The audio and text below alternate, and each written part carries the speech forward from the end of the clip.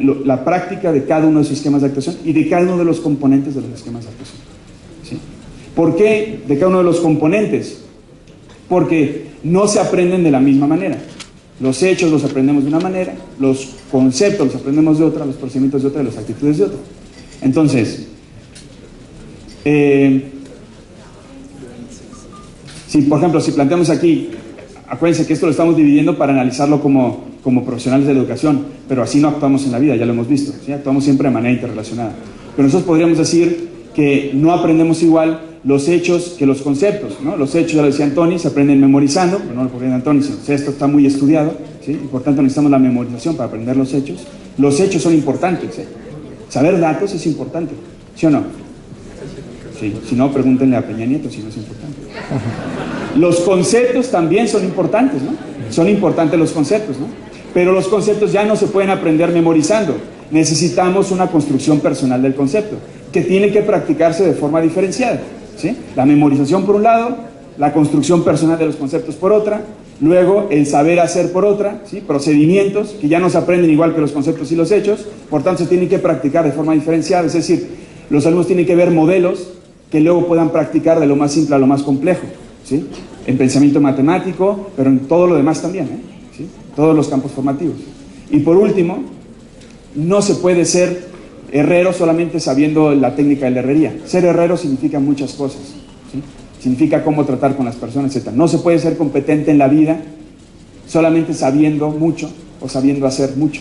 Necesitamos también ser, y el carácter actitudinal está en todas las competencias, está implícito en todas las competencias. Por ejemplo, Antonio ahora hablaba de todo lo que es la parte científica. Ahí hay unas actitudes concretas, de rigor, de saber investigar, ¿no? De reconocer las fuentes, etc. Todo eso son actitudes que están implícitas en el desarrollo del campo formativo de carácter científico, pero también en todos los demás, ¿no? Y por tanto, las actitudes siempre forman parte de las competencias. Entonces estos cuatro componentes, por eso, como decíamos, como decía Antonio, son como los cuatro patas de una mesa. Si una falla, ya la mesa anda coja, ¿sí? Si yo no sé los datos, puedo ser más o menos competente, pero algo me va a fallar. Si yo no sé bien el concepto, al final no sabré cómo aplicar todo esto en la competencia.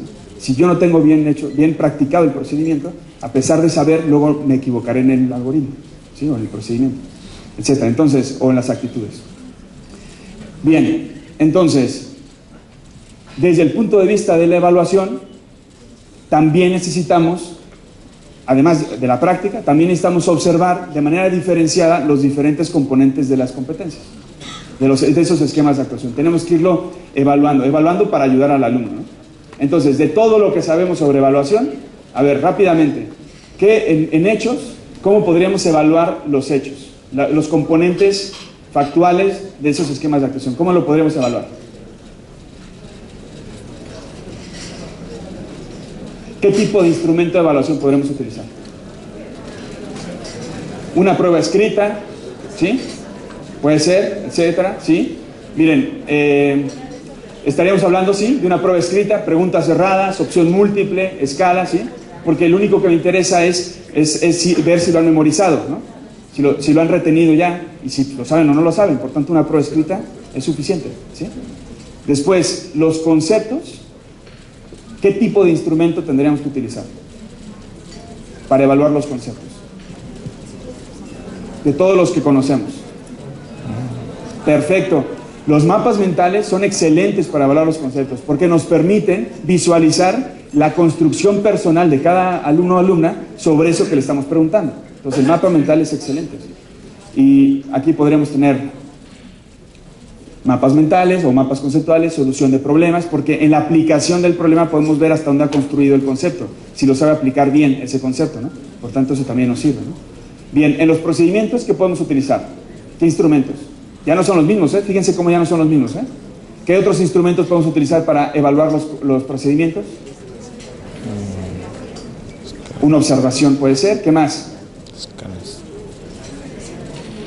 Podría ser. Aquí tenemos que, acuérdense que lo que tenemos que hacer es observar la acción, a las personas en acción, digamos, ¿no? Por tanto, no nos interesa tanto el resultado, sino el proceso. Por ejemplo, una presentación, pero una presentación que nos permita ver los pasos que siguieron para realizar ese procedimiento, no tanto el resultado final, ¿sí? una tarea o un trabajo, pero lo que nos interesa no es si la tarea está muy bien o muy mal, sino qué paso siguió para realizarla, ¿sí? O sea, observaciones sobre el proceso, ¿no? O el procedimiento. Y luego un proyecto didáctico, que sería una cosa más integrada, que también nos podría servir, ¿sí? Y por último, por penúltimo, para las actitudes, ¿qué podemos utilizar? ¿Qué instrumentos podemos utilizar? Que ese es empieza a ser más complejo, ¿eh? Una lista de cotejo. ¿Qué hay otro instrumento? Sobre todo, acuérdense que lo que tenemos que hacer es observar actuaciones, ¿no? ¿Sí? En las actitudes tenemos que observar actuaciones porque es lo que nos puede decir o lo que nos permite inferir qué actitudes hay detrás de esos comportamientos, ¿no? Entonces, necesitamos escalas estimativas, un diario de clase, por ejemplo. Fíjense cómo este tipo de instrumentos ya no es lo mismo que los iniciales, porque en ese tipo de instrumentos nos tenemos que poner de acuerdo. O sea, no tenemos el tiempo suficiente a los alumnos como para llegar a evidenciar lo que significan las actitudes en un alumno. ¿Hasta dónde ha desarrollado las actitudes un alumno? ¿Un solo maestro? ¿Cómo le va a hacer? ¿Algún maestro cree que se pueda arrogar la responsabilidad de decir, yo, no se preocupen, yo me encargo de que sean solidarios? Los demás ya se pueden encargar, lo más, yo me encargo. ¿Algún maestro puede decir eso, maestra? No. Nos tenemos que empezar a poner de acuerdo. Y aquí viene un poquito la clave de todo el asunto, ¿eh? Obviamente, los hechos, ¿sí? Aprenderlo en el tiempo, tardamos menos. Eso sí se puede hacer en una clase, con un maestro, ¿sí? Los conceptos, a veces ya tardamos más, ¿sí? El concepto se va profundizado con el tiempo, ¿no? Entonces ya tenemos que irnos también, de alguna manera, coordinando, ¿no?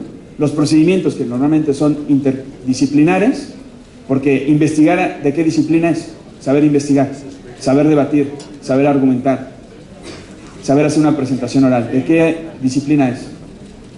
Español. De todas, o de muchas. O sea, le sirve a muchas disciplinas, por eso es interdisciplinar. Entonces eso lo tendremos que trabajar en una clase, con una asignatura, y en otra también, y en otra también, y en otra también, ¿sí? Porque es interdisciplinar. Y en un curso, y en otro curso, porque en un curso no vamos a aprender a debatir, necesitamos hacerlo en varios, ¿sí? Y ya las actitudes, como decía ahora Antoni, ¿cuánto tardamos las personas en desarrollar una actitud? Toda la vida, ¿no? Entonces, a nosotros lo que nos toca es desde el primer día que entra un alumno hasta el último día que lo tenemos que desarrollar actividades. Ahora, ¿en qué asignatura? ¿En civismo?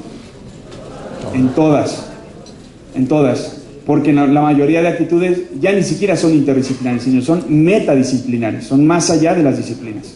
Por tanto, todos los profesores, todas las maestras, independientemente de qué enseñen, tienen que tener unidades didácticas para el ejercicio, la práctica, la reflexión de las actitudes. ¿Cómo se aprenden las actitudes? Viviéndolos. A partir de modelos ejemplares, a partir de una reflexión personal, una toma de posición sobre un valor, ¿no? Y vamos pasando de la heteronomía moral, lo hago porque me lo dicen inicialmente, a la autonomía moral, lo hago porque me lo creo, pero eso tarda mucho tiempo. Y por tanto necesitamos hacerlo a través de vivencias o problemáticas vivenciales donde involucremos las emociones. Si no hay involucramiento de emociones, no hay aprendizaje de actitudes. Entonces, ¿cuántas veces? ¿En cuántas clases? Fíjense, si los problemas son importantes, eso quiere decir que en todas las clases, siempre que hay problemas, no nos interesa tapar el problema. Al contrario, nos interesa tratar el problema. Deberíamos de tener una unidad didáctica aquí como en stand-by, y cuando haya un problema en clase, sacamos la unidad didáctica. Hacemos un paréntesis en lo que estábamos haciendo y decimos, ahora vamos a reflexionar sobre esto. Vamos a tomar posición. Vamos a ver si podemos poner una norma al respecto, ¿sí? ¿Qué ha pasado? Involucrar las emociones que en ese momento están, ¿sí? Pero eso lo tenemos que tener preparado, ¿eh? Porque improvisando va a ser muy difícil, ¿sí? Entonces fíjense, como aquí podemos interaccionar, todavía nos queda una parte, ¿eh? Esto es, digamos, sería como la evaluación de cada uno de los componentes de esos esquemas de actuación, pero acuérdense que no somos competentes hasta que los podemos interrelacionar y utilizar todos esos componentes para resolver un problema. Por tanto, nos queda una evaluación que sería la que integra, ¿no? Que interrelaciona, ¿no? ¿Qué tipo de instrumentos podemos utilizar? Aquí vienen algunos, ¿eh? El portafolio de evidencias, ¿sí? Las rúbricas bien hechas, como los mapas de aprendizaje que planteó Sergio Tobón, por ejemplo, ¿sí?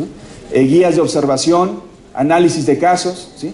Todas aquellas evaluaciones complejas, digamos, ¿no? Que nos permiten evaluar hasta dónde ha desarrollado el alumno la capacidad de análisis, de selección de un esquema de actuación y actuación estratégica para resolver ese problema. Por tanto, tienen que ser complejas. Y ahí es donde interrelacionamos. Entonces, cuidado, O sea, porque hemos hecho un poco la ley del péndulo, ¿no? Bueno, antes era todo memorístico, ahora ya la memorización es el diablo, nadie lo puede nombrar. No, o sea, es importante, pero tiene su espacio nada más, No podemos nada más hacer proyectos y proyectos y proyectos si no dedicamos tiempo a la práctica y la ejercitación y el dominio de los diferentes componentes de las competencias. Y aquí es donde interrelacionamos todo, ¿sí? Tiene que haber esos espacios con los condicionantes que tenemos, porque tenemos un currículum lleno de contenido. Entonces decimos, ¿a qué horas? Ahorita vamos a hablar de eso. Bien. Y en cuanto a la evaluación, acuérdense de las dimensiones. O sea, lo que estamos evaluando realmente es el proceso de enseñanza y de aprendizaje. Nos interesa lo que hacemos nosotros como docentes porque así lo podemos mejorar. Pero obviamente lo que más nos interesa es el proceso de aprendizaje del alumno. Pues lo que tenemos que hacer es utilizar todos esos instrumentos que conocemos para ser expertos en recolectar evidencias. O sea, en la evaluación de competencias lo importante es que seamos expertos en recolectar evidencias. ¿De dónde? De todas las fuentes que tengamos. De la observación, de la evaluación inicial, de la observación que vamos haciendo del proceso de aprendizaje, de la revisión de todas las actividades que vamos realizando, de las pruebas que también hacemos, incluso de la autoevaluación, todo lo que nos dé retroalimentación para saber cómo va desarrollando las competencias nuestro alumno, nuestra alumna.